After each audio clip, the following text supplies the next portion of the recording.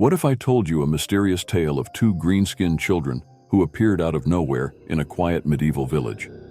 They didn't speak the language, wore strange clothes, and only ate raw beans. Were they from a hidden land beneath the earth, or perhaps from a forgotten race? Let's get into it. The Children of the Woolpit. In the autumn of 1150, the villagers of Woolpit, Suffolk, were busy with their harvest when an extraordinary event interrupted their routine.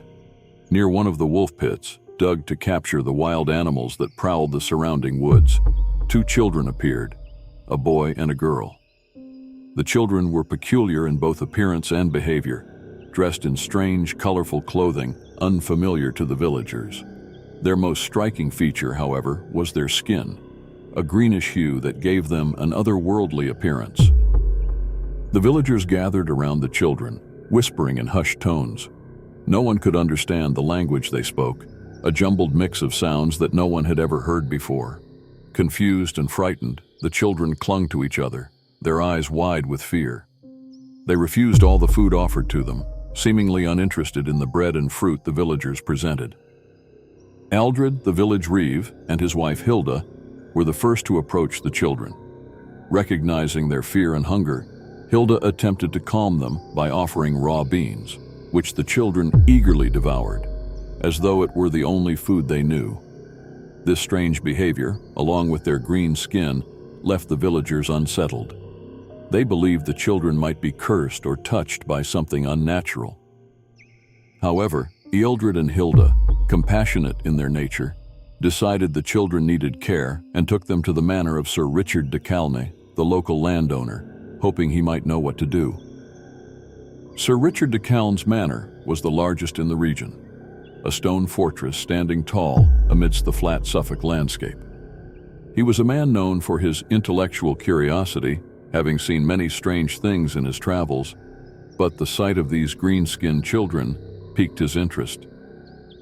When the children were brought to him, their strange appearance, along with their refusal to eat anything but raw beans, only deepened the mystery surrounding them. In his quest for understanding, Sir Richard examined their strange clothes and tried to discern their language, but to no avail. Their speech was unlike anything he had ever heard. The children communicated only in short whispers to each other, further mystifying him. For weeks they remained in the manor, cared for by Hilda and the household staff, but still, the villagers speculated about their origins. Over time, the children's green hue began to fade slightly, and the girl, who seemed stronger than her brother, gradually learned a few basic words in English. When she finally began to speak, the villagers were astonished by her explanation. The children came from a place called St. Martin's Land, a realm that existed in perpetual twilight, where the sun never shone and where all the people had green skin. She told them that she and her brother had been herding cattle when they heard a strange sound, like ringing bells, and suddenly found themselves lost in darkness. After wandering through a tunnel, they had emerged into the bright, unfamiliar world of Woolpit. Sir Richard was intrigued by this strange story. Although he was a man of reason, he couldn't dismiss the possibility that the children had come from a place beyond his understanding. The idea of a land with no sun, where twilight reigned and the people were green, defied logic, but it explained their odd appearance and behavior. Still, the girl's account left more questions than answers. As the girl began to adapt to her new life in Woolpit, her brother grew weaker. His once bright green skin faded to a sickly gray, and despite Hilda's care, he became increasingly frail. The boy, who had once followed his sister closely, now spent most of his time lying in bed, barely able to eat or move. His decline was a slow, agonizing process, and it seemed that no matter what Sir Richard and Hilda did, they could not reverse the effects of whatever had weakened him. The villagers, too, watched the boy's deterioration with a mixture of pity and suspicion. Some believed his illness was a sign that the children were not meant to be part of this world. Others thought the boy's fading health was a result of their strange origins, a consequence of being removed from the land they belonged to. The mystery of their green skin, their strange diet, and their otherworldly story continued to perplex the village.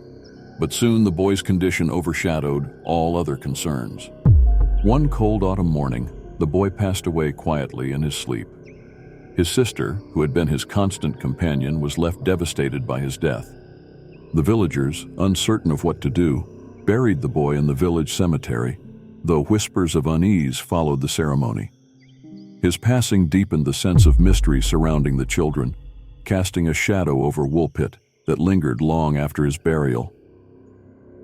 After her brother's death, the girl's greenish tint slowly disappeared, and she began to assimilate into village life. She learned more English and, with time, grew accustomed to eating other foods beyond the raw beans she had once subsisted on. Despite her gradual integration, the villagers remained wary of her. Her origins were still a source of gossip, and though her skin no longer bore its greenish hue, she was forever marked in their minds as a child of the strange and the unknown. Sir Richard continued to be fascinated by the girl's story. He frequently asked her about St. Martin's Land, probing for more details about the place she claimed to come from. She described it as a land beneath the ground, bathed in twilight, with no sun to mark the passing of time. It was a place of perpetual dimness, where green-skinned people lived without the hunger or illness that plagued the world above. Her description of the land was vivid, though it sounded more like a dream than a real place to Sir Richard. Nevertheless, he could not shake the feeling that the girl's story held a kernel of truth. The mystery of the children's origins continued to haunt Sir Richard. He wondered whether they had come from a hidden realm beneath the earth, or whether their appearance in Woolpit was the result of some supernatural event. The girl's account of following the sound of bells through a dark tunnel seemed implausible, but it was the only explanation she offered. As she grew older, she spoke less and less of her former life, as though the memories of St. Martin's Land were fading, replaced by the reality of her new life in Woolpit. The story of the Green Children spread beyond Woolpit, captivating the imagination of those who heard it. Some believed that the children had come from a hidden land beneath the earth, where an ancient civilization lived in secret. Others thought they might have been the survivors of a forgotten race, perhaps the last remnants of a people who had been forced to live underground. Still, others speculated that the children's green skin was a result of malnutrition or disease, a more rational explanation that did little to quell the fantastical nature of the tale. And there you have it, another mystery brewed to perfection. If you enjoyed sipping on today's tale, don't let the intrigue end here. Hit that subscribe button to keep your mug filled with new mysteries every week. Give this video a like if it got you thinking, and drop a comment below. What's your theory?